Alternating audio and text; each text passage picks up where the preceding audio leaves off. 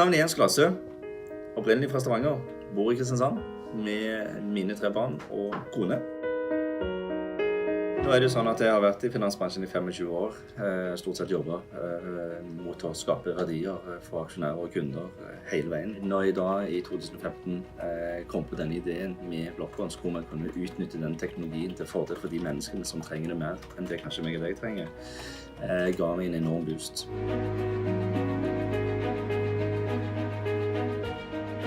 Da er jeg hjemme igjen i Norge etter en lengre rundreise i Afrika. Jeg reiste rundt til stort sett hele Rwanda og hilste på alle de som jobber for oss der, og ikke minst og våre brukere.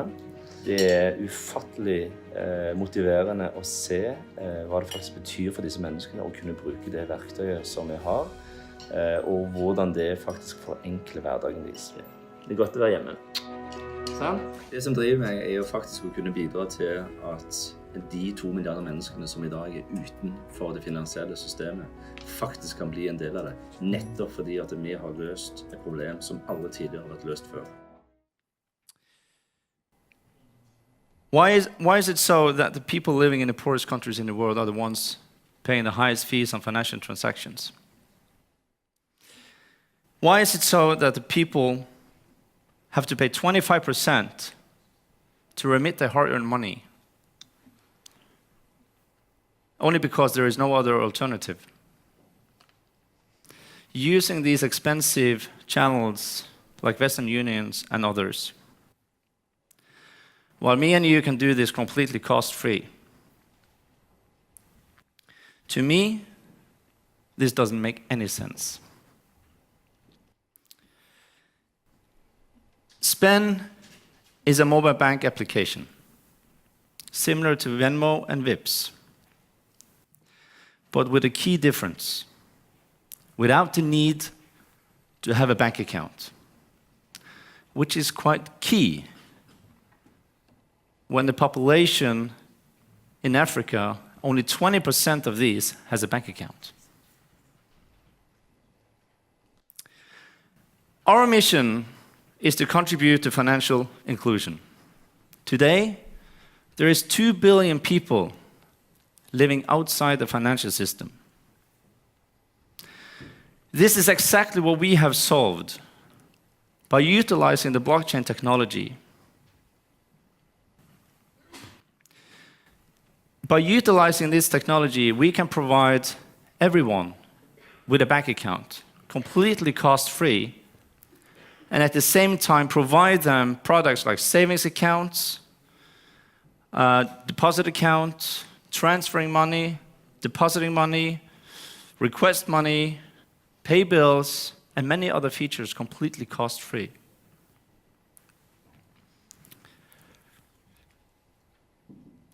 This is something that never had been possible before. SPENN is a Norwegian product. Currently, we are present in 11 countries. We are fully operational in 3 countries: Philippines, Rwanda, and Tanzania. In addition to that, we have got regulatory approval in 2 more countries, which means that within 2019, we will be fully operational and live in 5 countries. SPENN is a viral product, but still, there is a need to do marketing.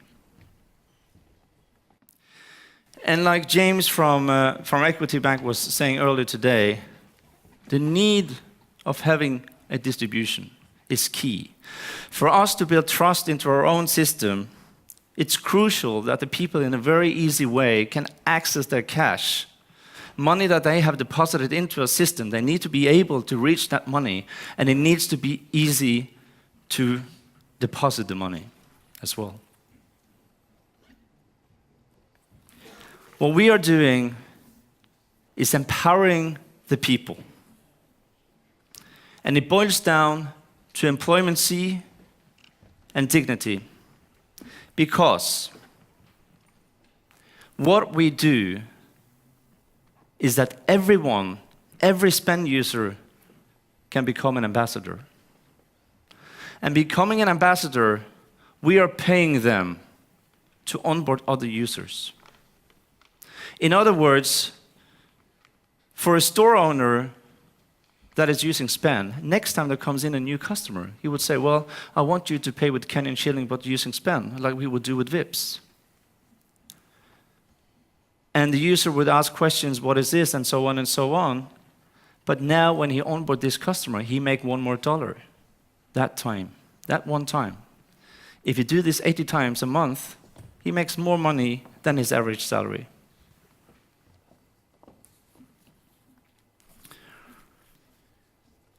What have we contributed to? Well, as any successful corporation, there needs to be a value for the user. But the partner needs to make money. Our partner is the bank. This is how we fast-track ourselves into the market. In a market where only 20% has a bank account, it's quite obvious that it's quite limited how the bank can access deposited capital. What we are doing, in addition to that, is to handle the customer base on behalf of the bank. Because today, when the bank is now onboarding a customer, they have to pay $35 to $65 to maintain these customers a year. But the deposit that these users have is $20. In other words, there's no gain for the bank to have these as their customers. These people become their own enemies. But if we can facilitate this customer base on behalf of the bank, I am then removing the cost.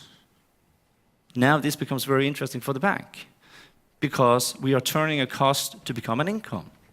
And in addition to that, if I now can provide them with a deposited capital much cheaper than I can do on my own, then it becomes a very strong tool. Today we have 300,000 customers. 300,000 people that has taken the first step out of the cash society. 300,000 people that has changing their social status from being unbanked to banked. Our bank partner today is spending 25 to 30 minutes to sign up a customer. They spent 40 years. This is an Tier 1 bank in Rwanda. They spent 40 years to sign up 50,000 customers. When we launched,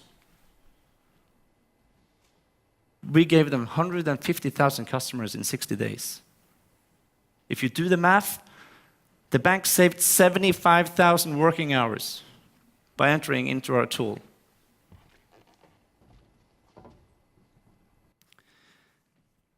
This is what I like to call innovation. What is the next step? Well, what is the most important to these people? Is it food on the table? Is it water? Or is it the ability to communicate? I think it's all about freedom. I think it's all about the ability to choose. And how is financial inclusion helping the poor without being able to choose and without the ability to access services? Services that they never before could access, but now they can only because they have a mobile phone in their hand. Because we all heard today that they all have mobile phones. But the ability to communicate with me and you financially. We will therefore continue to do what we do. We will continue to develop our current account. We will continue to develop our savings account. 70% of all our deposit today is going into savings. Business accounts in a market which is underestimated, a market where banks are using Excel sheets, doing salary payments manually, spending 8.5% of their total revenue in handling salary payments, insurance products, and so on. Back in 2008, we signed an agreement with the United Nations. The purpose of the agreement was to empower women through financial education. To be specific, the agreement was with the United Nations Women. The project was rolled out in Kakuma, a refugee camp on the border of South Sudan and Kenya. I was present there myself. And being there and seeing all the sadness in the eyes of these women, but at the same time experience the joy and the gratitude, the joy of being seen, the gratitude of being part of something that meant something to them, the gratitude of being able to communicate financially with their family and friends, which is living outside the refugee camp. To be here and experience these things was incredibly strong. And to witness how an ecosystem can be built completely out of a need for the people is a true proof that our product has a great impact to many people's lives. So in the exact same way as United Nations and World Bank is stating, taking the first step out of the poverty is taking the first step out of the cashless society, is the first step out of poverty. And this is exactly what SPENN is all about. Thank you.